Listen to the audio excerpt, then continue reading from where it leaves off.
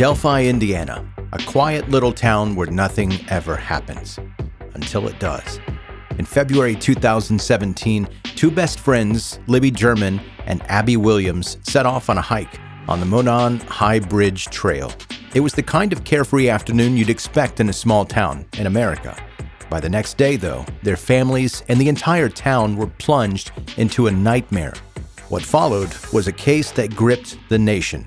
A grainy video, a disembodied voice saying "down the hill," and a manhunt that dragged on for years.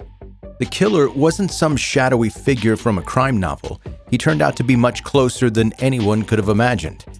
This is a story of bravery, heartbreak, and a 7-year pursuit of justice that hinged on a single piece of evidence.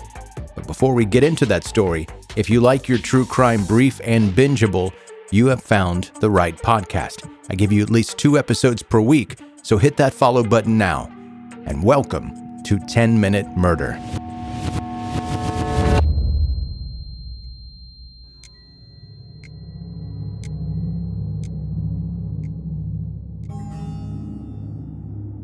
On an unseasonably warm February afternoon in 2017, best friends Libby German and Abigail Abby Williams set out to explore the Monon High Bridge Trail in Delphi, Indiana. It was the kind of spot that embodied small-town charm, quiet, picturesque, and seemingly safe. But by the next morning, that illusion was destroyed. Their bodies were discovered not far from the trail, and the small town of Delphi would soon find itself at the heart of one of the most chilling, unsolved cases in modern true crime. What made this case stand out almost immediately was a haunting piece of video left behind by Libby's quick thinking. Authorities released an audio clip and a short video from her phone, sending a collective shiver down the spine of anyone who listened. The voice of an unidentified man could be heard saying, "Guys, down the hill." This grainy video captured him walking towards the girls with unsettling confidence. It wasn't the stuff of horror movies, because it was much worse. It was real, and it was irreversible. The case quickly became a national obsession. Armchair detectives scrutinized every frame of the video and dissected each syllable of the chilling phrase, "Guys, down the hill." Podcasts, YouTube channels, and Reddit threads dedicated themselves to unraveling the mystery of a man infamously known as Bridge Guy. Despite the relentless efforts of law enforcement and the public, years passed without an arrest. Delphi remained trapped in a nightmare, its close-knit community burdened by unanswered questions and profound grief. For years, it seemed like the case might remain unsolved, but after what felt like an eternity of silence and speculation, a breakthrough finally arrived. A development so significant, it shocked even the most seasoned true crime followers.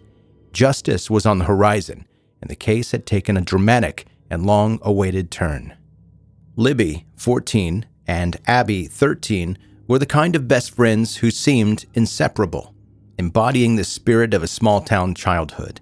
Libby enjoyed photography and softball, while Abby had a natural talent for art and a big imagination. Together, they filled their world with laughter, inside jokes, and boundless energy. They were, simply put, two bright lights on the brink of a future that was stolen far too soon. On February 13th, 2017, the girls had a day off from school and decided to make the most of it.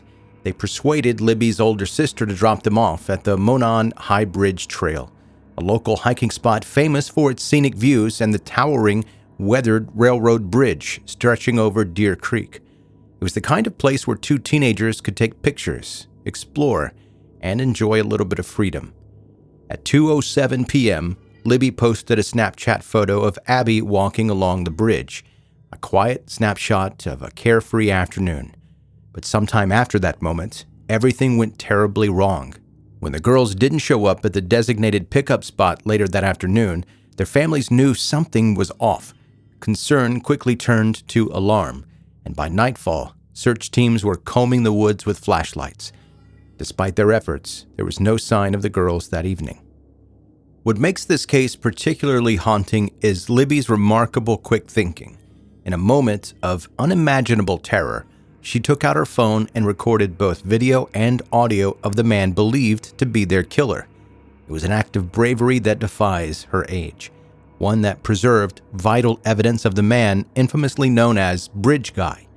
Her actions would become the foundation of the investigation, ensuring that his voice and image would not only haunt Delphi, but the entire world. The search for Libby and Abby ended in heartbreak on Valentine's Day 2017. Their bodies were discovered near Deer Creek, just off the High Bridge Trail. They weren't far from where they'd last been seen, less than a half a mile, but the spot was still remote, overgrown, and easy to miss. What started as a frantic search ended in the kind of nightmare that forever changes a family, a small town, and anyone paying attention. For years, the details of what actually happened remained locked away, fueling the frustration and mystery of an already devastating case. It wasn't until the trial of Richard Allen in 2024 that some of the truth came to light, and it was much worse than anyone could have imagined. Both girls had their throats cut in what can only be described as brutal and senseless. Libby's body was found unclothed, while Abby was wearing Libby's clothes. Why? No one knows. Maybe it was part of the killer's depraved plan, or maybe it was something even more twisted. Whatever the reason, it's a detail that sticks with you, whether you want it to or not. And then there was the bullet, a single unspent .40 caliber round found near their bodies. At first glance, it seemed like a random clue, but that lone piece of evidence turned out to be a game changer. It linked a firearm owned by Richard Allen directly to the crime scene and gave investigators the lead they desperately needed after years of frustration and false starts. It's impossible to comprehend what Libby and Abby endured in their final moments. And honestly, it's something that the people in Delphi and beyond are still struggling to wrap their heads around. The details are as horrifying as they come, but they're a painful reminder of why justice for these two remarkable girls was never optional. It was a fight that had to be won, no matter how long it took. The investigation into Libby and Abby's murders began with one of the most haunting clues in modern true crime. Police released that audio clip from Libby's phone, a man saying, "Guys, down the hill." Hearing it made your stomach drop. Those were some of the last words the girls ever heard. Alongside the audio was a grainy video of the suspect walking across the bridge, hands in his pockets, stride steady. It was chilling and frustratingly vague, enough to terrify, but not enough to identify him. Then came the sketches. First one, then another, then a revision. Each update felt like a breakthrough just waiting to happen, but the tips led nowhere.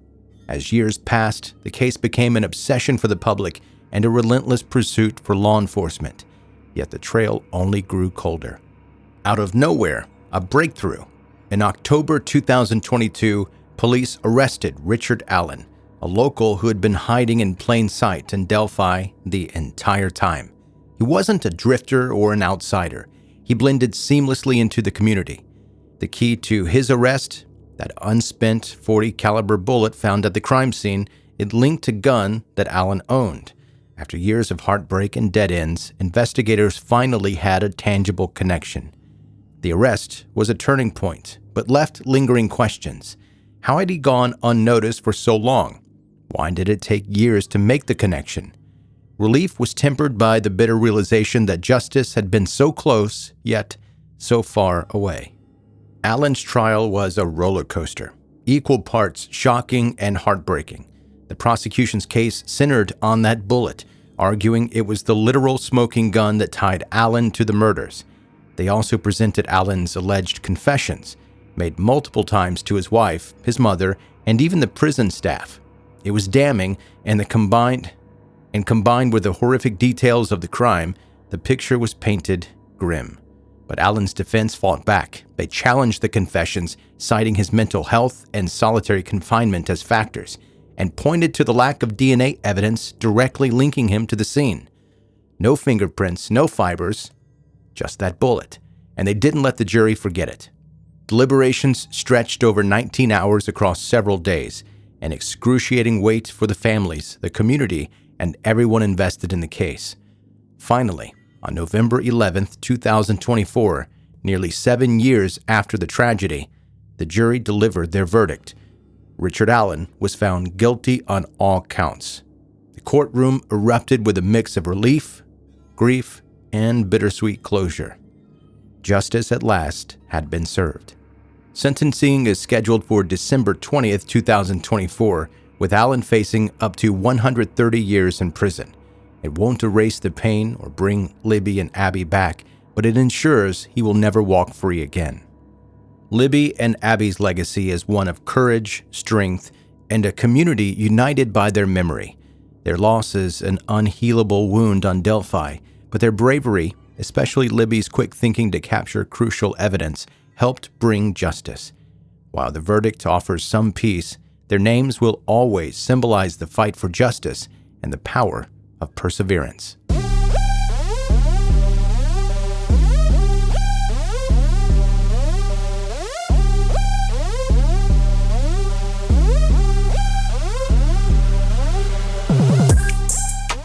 That's 10-Minute Murder for today. Brief and bingeable true crime. I'm Joe. I'm the host, and thank you for taking the time to listen. If you're a brand new listener, become a subscriber. If you're a new subscriber, make sure you catch up on all the back episodes of 10-Minute Murder. And if you've done that, you can do one of two things. You can do what some people have reached out to me and told me that they have done, which is go back to the beginning and re-listen to the episodes, which, you can do that if you want to. That's a whole bunch of episodes. It's nearly 500 at this point. You can listen to all the old ones, or there's a brand new 10-minute podcast. It's called 10-Minute Mystery. There aren't murders per se. That's not the focus of this podcast. It's more about things that are just mysterious in nature. And what does that include, Joe? I'd love to tell you. Anything and everything that's mysterious. I know that's vague, but that's it. If it's mysterious, I'm probably going to include it in the podcast at some time. Now, the vibes of that podcast and this one are essentially the same. It's just me talking about things. And I feel a little bit of pressure to be more serious on this one because we're talking about murder. We're talking about people's lives being ruined and ultimately ending in many of the cases. But I feel a little weird if I make a joke here and there because I feel like it could be taken as disrespect. And if you've been listening for a long time, you know that there's no way I would ever do that. I don't mean any disrespect. I don't ever clown on the victims in any of these cases. The perpetrator, absolutely, but never the victims. But in this 10-Minute Mystery podcast, it's just mystery that I'm talking about. So I can say whatever I really want to. And so in that way, it'll be different. I'm not talking about only murder, and it's a little more loosey-goosey. And since it's so new, I'm still feeling my way through it, so you'll have to bear with me a little bit as I work out the kinks. But anyway, it's called 10-Minute Mystery, and I'd love for you to search it up and subscribe there as well. And that's going to do it. That is your episode for today. Thank you so much for listening to 10-Minute Murder.